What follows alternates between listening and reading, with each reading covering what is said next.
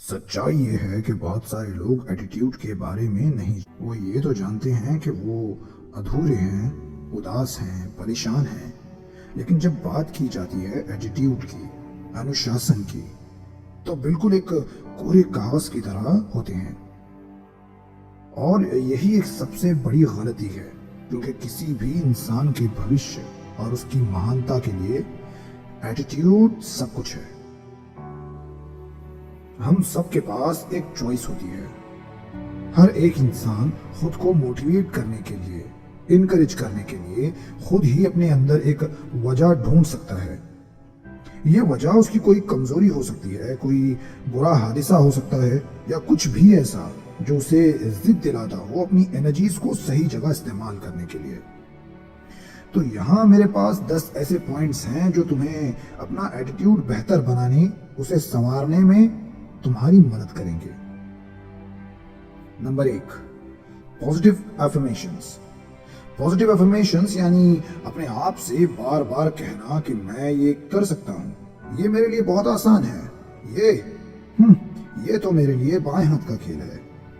तो basically positive affirmations ये किसी भी इंसान को या उसके सबकॉन्शियस माइंड को ट्रेन करने में मददगार होते हैं।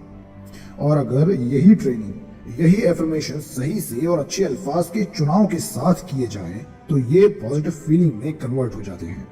और जब एक इंसान अपने आसपास पॉजिटिव वाइब्स, पॉजिटिव फीलिंग्स महसूस करने लगता है, तो यही उसकी जिंदगी बेहतर बनाने की शुरुआत होती है।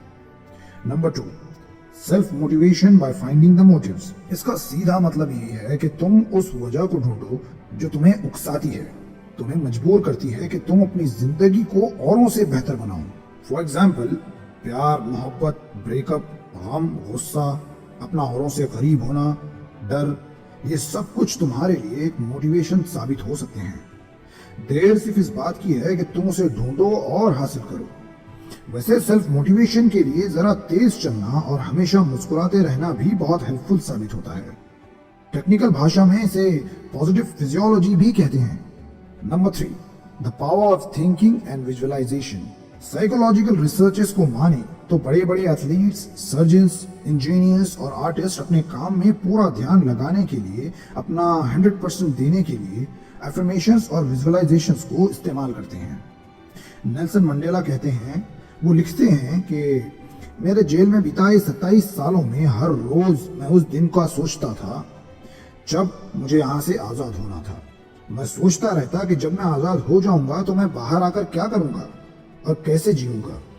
और यही वो पॉजिटिव विजुअलाइजेशंस हैं जिन्होंने नेल्सन मंडेला को एक पॉजिटिव एटीट्यूड मेंटेन करने में मदद की।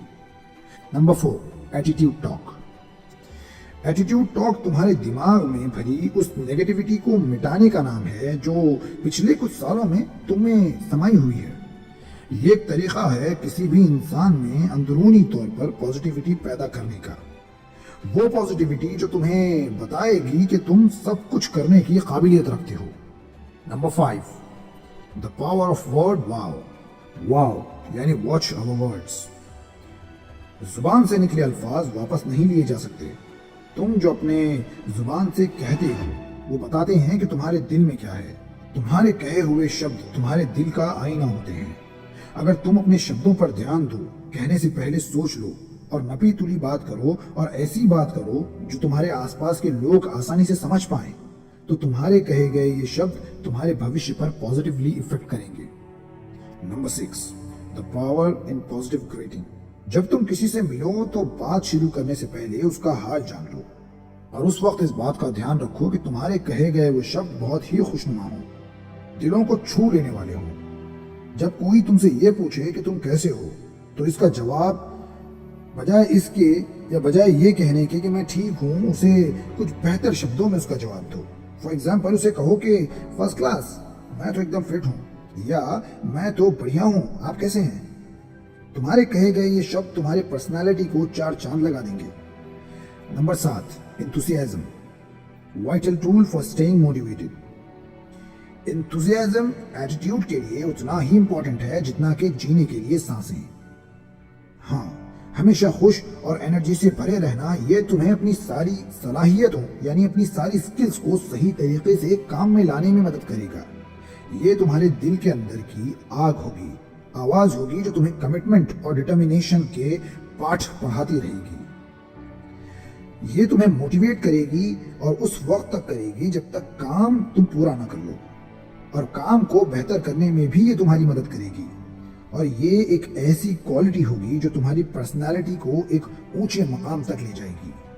Number 8, connecting to your spiritual empowerment.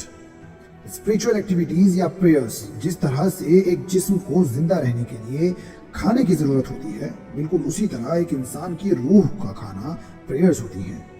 इसकी इंपॉर्टेंस का अंदाजा इस बात से भी लगाया जा सकता है कि ह्यूमन बीइंग्स को स्पिरिचुअल बीइंग्स भी कहा जाता है।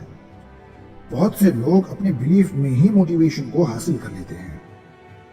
Number 9, lighten up your life with humour. Humour एक बहुत ही ताकतवर मोटिवेटर माना जाता है। इट्स ऑब्वियस कि तुम जितना हंसोगे, मुस्कुराओगे, उतना ही कम तुम्हें टेंशन आएगा। तुम्हारी जिंदगी हंसी खुशी गुजरेगी और लोग तुमसे मोहब्बत करेंगे। ये एक पॉजिटिव एनर्जी होगी जो तुम्हारे एटीट्यूड को बेहतर करेगी और उसे यूटिलाइज करने के रास्ते खोलेगी। वैसे हंसना और मुस्कुराना सेहत के लिए भी अच्छा होता है। And the last one, number 10, exercising will help keep you motivated.